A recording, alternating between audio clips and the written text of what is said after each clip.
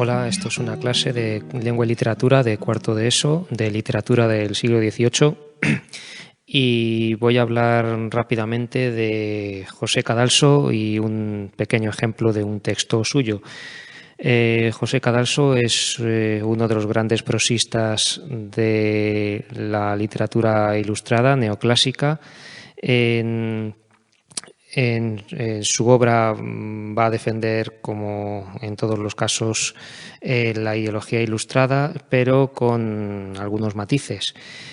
José Cadalso era, en cuanto a su biografía, era militar. Es curioso que era coronel compaginaba con su carrera militar el gusto por la literatura y por las letras. Y esta gran figura de nuestra literatura tiene como manifestaciones más conocidas tres obras: Cartas Marruecas, Los eruditos a la violeta y Noches lúgubres. Cartas Marruecas es la colección de epístolas, de cartas, entre tres personajes ficticios, que son dos marroquíes y un español. Uno de ellos es embajador de Marruecos en España, que será Gacel. Ben Beley es su maestro, que está en Marruecos, y al cual este embajador marroquí en España se dirige y le cuenta las cosas que ve aquí. Y luego es el amigo español que va a estar aquí en España, que es Nuño, al cual también le dirige algunas cartas. Y todo ello pues sirve para ver como con una perspectiva desde un extranjero las cosas, las costumbres que hay aquí en España, ¿no? Con el fin de ponerlas en relieve para poderlas analizar y criticar desde un punto de vista de un extranjero. En el texto que vamos a ver a continuación, vamos a ver una de estas cartas, en concreto una de Gacel a Ben Beley, es decir, del embajador Gacel a su maestro, su anciano maestro Ben Beley. Vamos a ver el texto.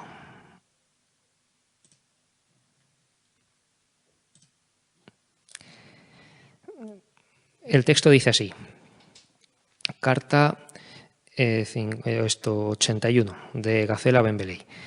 No es fácil saber cómo ha de portarse un hombre para hacerse un mediano lugar en el mundo.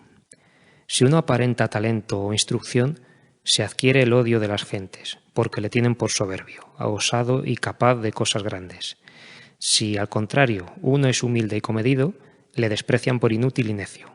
Si ven que uno es algo cauto, prudente y detenido, le tienen por vengativo y traidor. Si es uno sincero, humano y fácil de reconciliarse con el que le ha agraviado, le llaman cobarde y pusilánime. Si procura elevarse, ambicioso. Si se contenta con la medianía, desidioso. Si sigue la corriente del mundo, adquiere nota de adulador. Si se opone a los delirios de los hombres, sientan plaza de extravagante. Estas consideraciones, pesadas con madurez y confirmadas con tantos ejemplos como abundan, le dan al hombre gana de retirarse a lo más desierto de nuestra África, huir de sus semejantes y escoger la morada de los desiertos o montes entre fieras y brutos.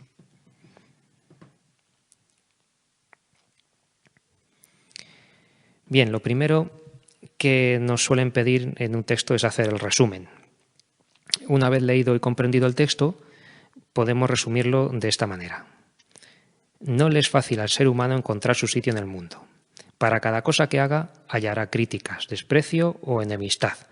Si demuestra ser hábil, le acusarán de soberbio. Si es humilde, de necio. Si busca la reconciliación, de cobarde, etc. Ante estas dificultades, dan ganas de retirarse de la vida en sociedad a lugares sin hombres como los desiertos o los montes. Este sería un resumen bastante adecuado. Puede haber pequeñas variantes, pero no podría variar mucho. Es un resumen que no da lugar a muchas más cosas. Hay que decir lo justo, sin pasarse ni quedarse corto.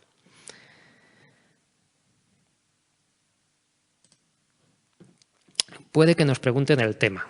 El tema es poder decir con muy pocas palabras de qué trata el texto, a modo de un titular. Hay que intentar evitar hacer un resumen, sino decir con unas palabras como si fuera el titular de un periódico de qué trata.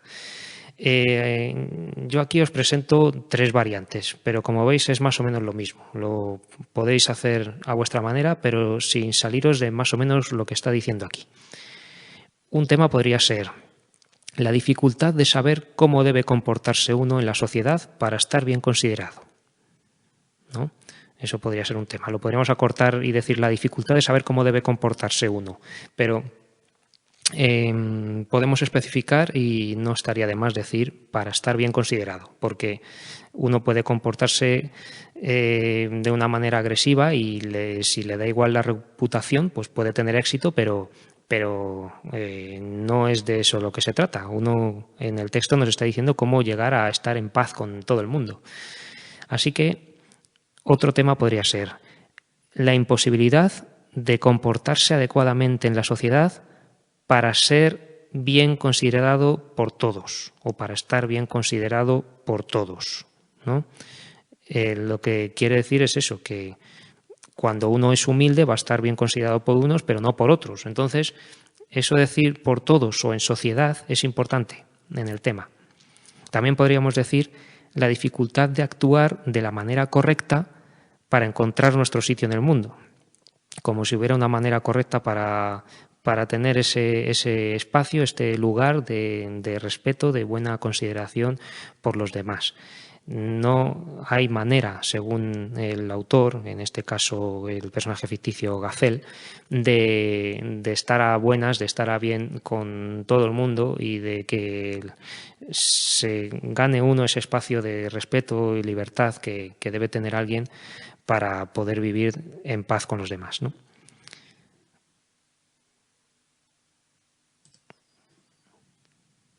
Siguiente punto que nos suelen pedir en todos los textos es la estructura.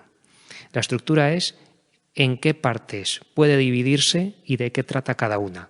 Y no hay que olvidar decir cómo nombramos estas partes, de qué trata cada una y su ubicación en el texto, de dónde a dónde va.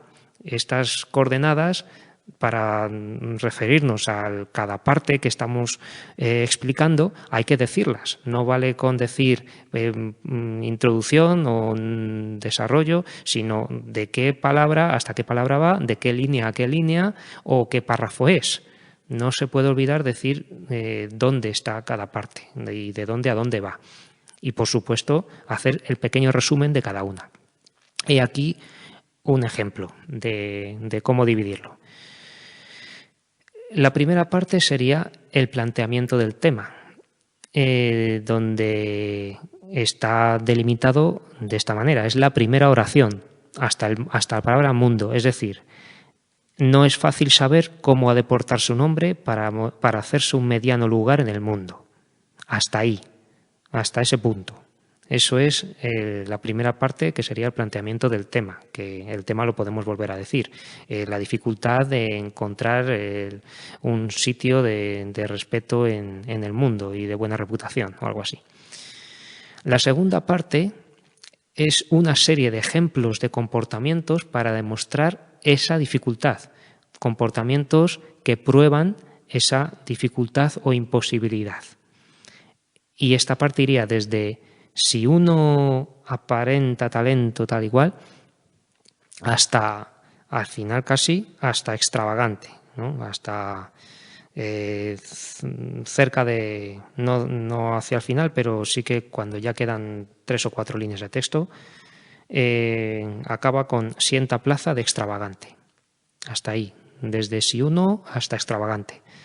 Y lo resumimos así: se enumeran ejemplos de comportamientos opuestos entre sí sin que ninguno dé buen resultado, como demuestra la experiencia. La tercera parte sería la conclusión o cierre de tono pesimista resultado de la enumeración anterior. Iría después de extravagante tenemos estas consideraciones, pues va desde estas consideraciones hasta el final. Y se resume así: El autor concluye que no hay manera adecuada posible de desenvolverse en el mundo, por lo que dan ganas de retirarse a lugares deshabitados.